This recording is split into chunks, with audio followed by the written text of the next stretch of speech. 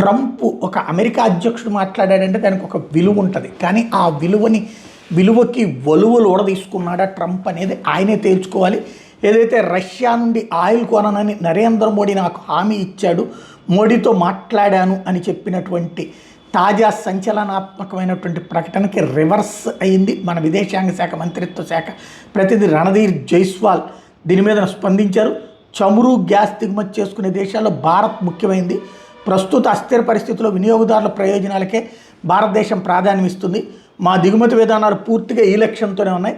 స్థిరమైన ఇంధనదారులు, సురక్షితమైన సరఫరాలు నిర్ధారించడమే మా ప్రధాన లక్ష్యాలు. అంతర్జాతీయంగా ఇంధనదారులు స్థిరంగా ఉండడంతో పాటు సరఫరా గొలుసులు విస్తరించడానికే మేము ప్రాధాన్యం ఇస్తాం అని తేల్చి చెప్పారు. అమెరికా నుండి చమురు కొనుగోళ్ల విషయం మీద కూడా మాట్లాడారు. భారత్ తన ఇంధన దిగుమతులు విస్తరించేందుకు ప్రయత్నిస్తోంది. గత దశాబ్ద కాలంలో ఇందులో పురోగతి వచ్చింది.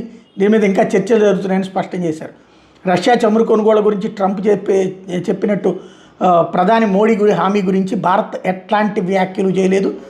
అదే సందర్భంలో ట్రంప్ వ్యాఖ్యల మీద రష్యా కూడా స్పందించింది. తమ చమురు దిగుమతులు భారత ఆర్థిక వ్యవస్థ కీలకమని రష్యా రాయబారి డెనిస్ అలీపోవ్ చెప్పుకొచ్చారు. ఇరు దేశాల మధ్య వ్యూహాత్మక భాగస్వామ్యం ఉంది. అది నమ్మకం అనే దృఢమైన పునాది ఆధారంగా ఉంది.